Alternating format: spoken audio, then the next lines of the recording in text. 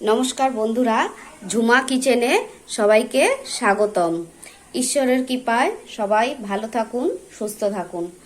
তা আজকে আমার রেসিপি কই মাছ কলা পাতায় ভাজা। তা কই মাছ কলা পাতায় ভাজার জন্য যা যা উপকরণ লাগবে আমার এই টেবিলে রাখা আছে। আমি কই মাছ কেটে ধুয়ে রেখেছি, নুন, শুকনো লঙ্কা জল দিয়ে ভিজিয়ে রেখেছি, এটা আমি শিলে বাটবো, হলুদ, আর লাগবে আমার সর্ষের তেল। আর যেটা না হলেই নয় সেটা হচ্ছে কলা পাতা। দেখুন, এর আগেও আমি একটা কলা পাতায় মাছ ভাজা দেখিয়েছি আপনাদের, শোল মাছ করে। তা আজকে আমি কই মাছটা করে দেখাবো। তা দেখুন কিভাবে আমি করব, চলুন শুরু করা যাক।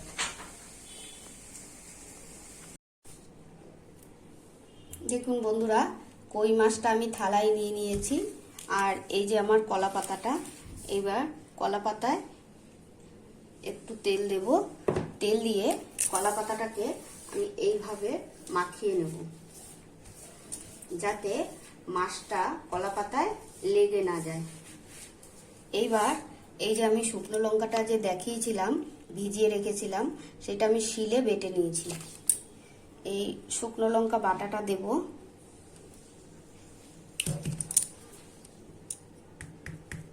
এক চামচ হলুদ,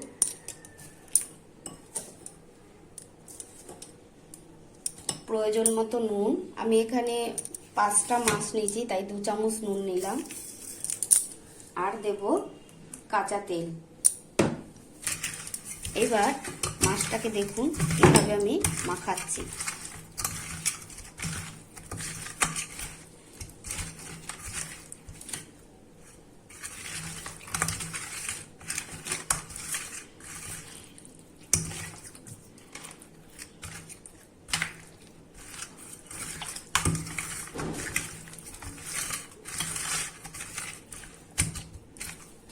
দেখুন মাছটা আমার ভালোভাবে মাখানো হয়ে গেছে।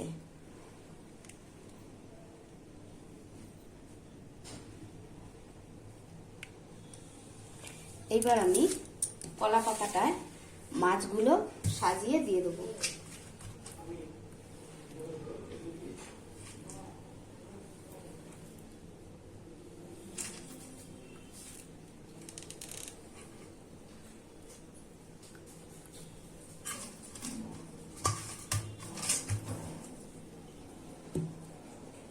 ঠিক এইভাবে সাজিয়ে দিতে হবে।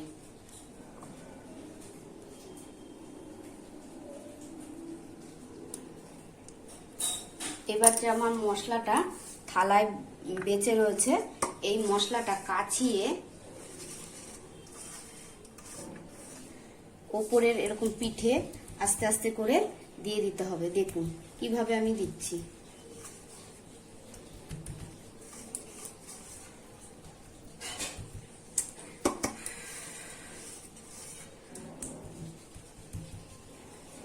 দেখুন আমার মশলাটা মাখানো হয়ে গেছে। এবার আমি গ্যাসে চাটু বসিয়ে নেব। দেখুন বন্ধুরা, আমি কলা পাতায় কই মাছ ভাজার জন্য চাটু বসিয়ে দিয়েছি। এই যে এইবার এই দেখুন, আমি মাছটাকে কলা পাতায় সাজিয়ে নিয়েছিলাম। এই যে তলায় প্লেট আছে আমার, প্লেটে করে তুলে নিলাম। এইবার পাতাটাকে আমি আস্তে করে এইভাবে বসিয়ে দেব।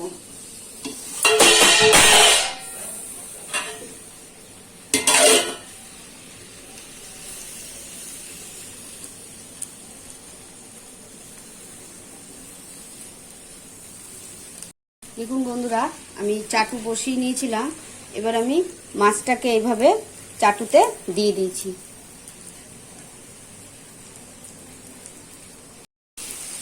দেখুন অল্প করে তেল মাছের ওপর দিয়ে দিলাম।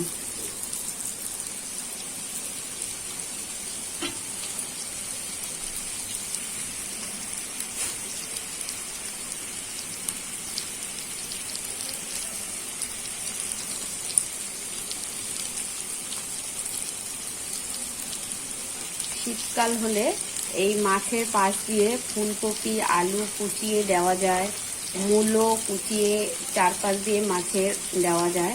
তা শীতকাল নেই, এখন যেহেতু গরম পড়ে গেছে, তাই আমি মাছটাই এভাবে শুধু ভাজবো। যা সুন্দর লাগবে না খেতে, শুধু আপনারা একটু আমার কথায় একটু খেয়ে দেখবেন।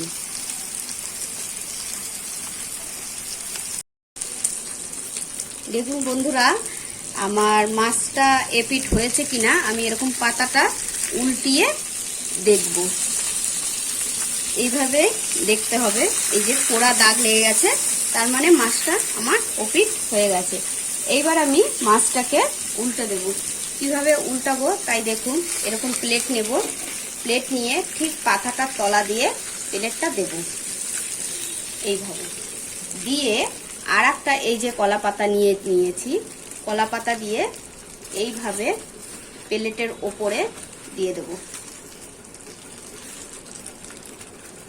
এই দেখুন, দিয়ে তলায় আমার একটা হাত আছে, আবার ওপরে একটা হাত দেব, দিয়ে ঠিক এটাকে উল্টে এইভাবে দেব।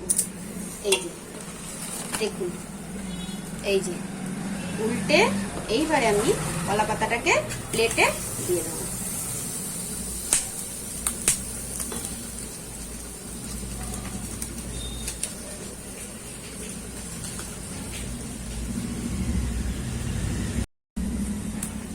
দেখুন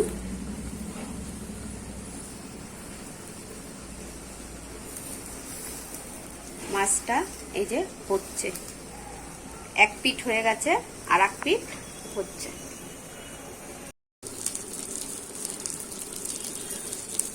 আমি ওই পিঠে যেমন মাছের তেল ঘুরিয়ে ঘুরিয়ে দিয়েছি, এই পিঠেও আবার একটু মাছের তেল দিয়ে দেবো এইভাবে।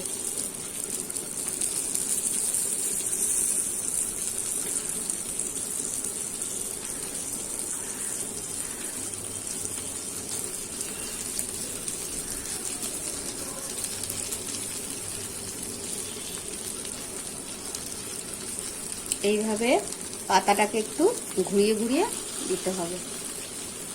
মাছটা তাহলে কড়া করে ভাজা হবে। মাছটা আমার হয়ে গেছে। এই দেখুন আমার পোড়া দাগ লেগে গেছে মাছটা। এবার মাছটাকে নামিয়ে ফেলবো।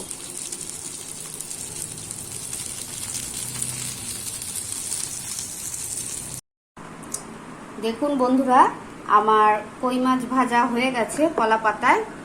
তা কেমন হয়েছে একটু কমেন্ট করে বলবেন। ভালো লাগুক বা খারাপ লাগুক, একটু আপনাদের কাছ থেকে আশা, এইটুকু আশা আমি করতেই পারি, একটু কমেন্ট করে বলবেন। তা এই মাছটা আপনারা এভাবে খেয়ে দেখবেন। ঝোল তো খেয়েছেন, কই মাছের তেল কইও খেয়েছেন, তা কলা পাতায় মাছ ভাজাটা এইভাবে খেয়ে দেখবেন। কেমন লাগলো একটু কমেন্ট করে বলবেন। আশা করি আপনাদের সবার এই মাছ ভাজাটা খেতে খুবই ভালো লাগবে।